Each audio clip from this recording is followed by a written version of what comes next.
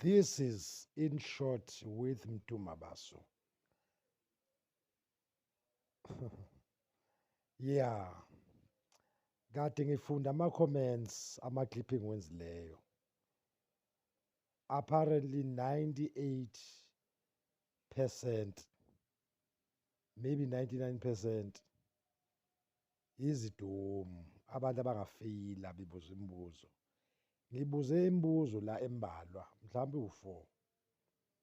Awuphenduliwe lo mbuzo. Instead bayathuka nje inhlamba. Bangibiza ngomduduvu, bangibiza ngomxhiliba, bangibiza ngekhehla, bangibiza ngobhekicele, bangibiza ngofuseki. Abanye basho amagama amakhulu engakwazi nokuwabiza. Abawuphendulile kodwa. Uma uthi ubonile u-part 1 la engaqala khona ngabuza imibuzo. Ngalo nhlanhla wena enimthanda kangaka nimkhonzile nimworshiphayo. You are worshiping him. Ngizophinda futhi. A man with one eye is a king amongst the blind. Indoda noma umuntu oneselodwa, indlopho, iba inkosi phakathi kwempumputhe. Bayoyilandela kanti hayi, ayiboni kahle.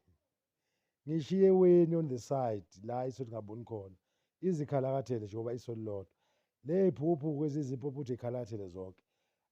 Nina umuntu nibekela ama-landmines, amabhomu. Niyayinyathelela nje aqhume. Why do you expose your stupidity? Uzokhomenta entweni ongayi-understand, ongayazi. Ngoba usudle kakhulu i-mainstream media propaganda endabeni kaNhlanhla. Waze wakholwa uNhlanhla benza i-PR, public relations management. Uyanimaneja, uyanidrayiva, uyanigxuba unifake esibayeni khona ezokwazi ukunifida udoti. Senudlile-ke ngoba nisesibayeni vele. You have been locked esibayeni. Useyanifunza. Lento anifunza yona unifunza ushevu.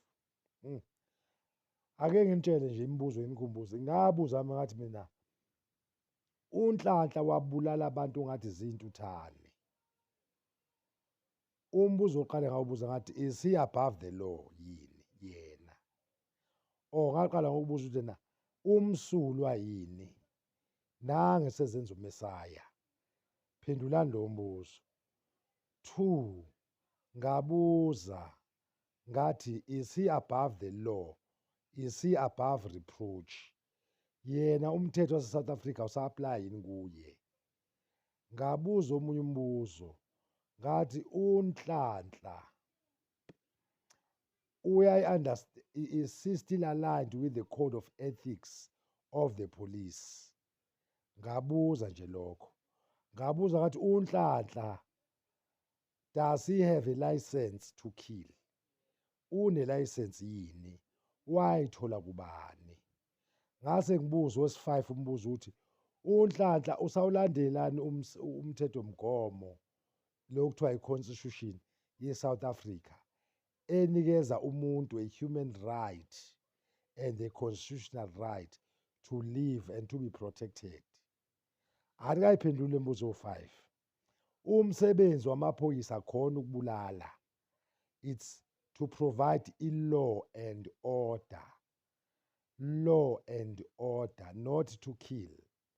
uNhlanhla wasebulala kangaka. Ingabe ngempela usazivikela yena yini? Ngoba sithola la kufe nabantu besifazane, sithola kufe nabantu abasarendile, kufe abantu abancane. Ingabe ngempela lento zoNhlanhla iseyiyo yini? Ngifuna u-applye i-logic and the sober mind to these questions. Ungathathi ngama-emotions ukuthi wena iy'gebengu ziyabulala. Ngiyavuma, ngithi aziboshwe iy'gebengu, or else aku-amendwe i-constitution isection ekhuluma ngentambo, ukuthi intambo e-South Africa yavalwa. Ayikho, akekho umuntu okumele abulawe. Ku-amendwe legal and constitutional, i-constitution ivumela isigwebo sentambo. Uma ungangibuza mina ngiyahambisana nesigwebo sentambo. Mina-ke uMdumabaso of In Short ngiyahambisana nesigwebo sentambo. Kodwa ngeke ngisukele abantu sengiyabahenga ngokuthi kuthiwa benze icala, kuthiwa benze amacala, sengiyabahenga without i-permission ye-constitution and i-justice system yase-South Africa. We are not a banana country.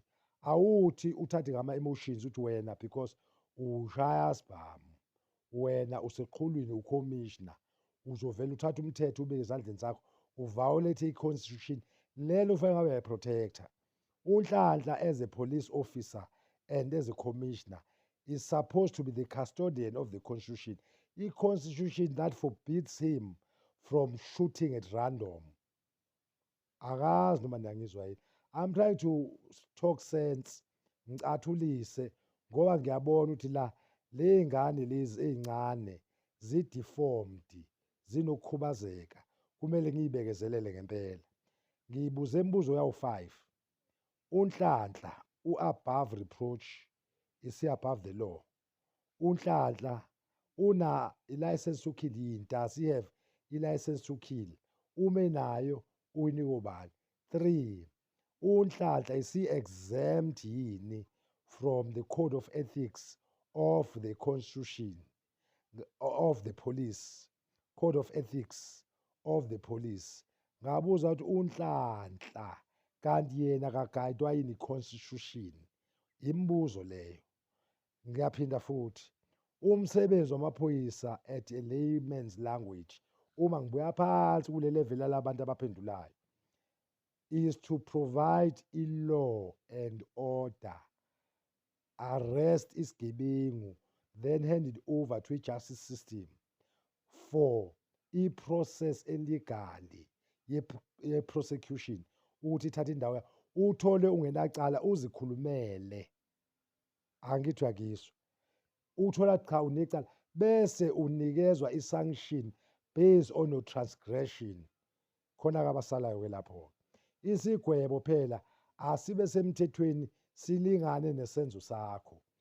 Kukhona abantu abagwetshwa odilikajele abawu-10 ngoba intambo ingekho. Labo bantu bajezisiwe. Manje umzongibuza ukuthi labo bantu badla imali estate, kanti uNhlanhla yena usebenzisana nalamaphoyisa okuthiwa NIU ngoba imali estate. So-ke umbuzo uthi, sithi amaphoyisa awaphuma dubulu abantu okuthiwa izigebengu. Buphi ubufakazi? Amongst abantu abafile zikhona iy'gebengu, ngiyavuma. Khona abangezona iy'gebengu. Ngizosuke ngimtshela amaqiniso. Nike nayihambela yini imindeni yalabantu abashonile nithola ukuthi laba abantu ababulewe obani, babulawe lini?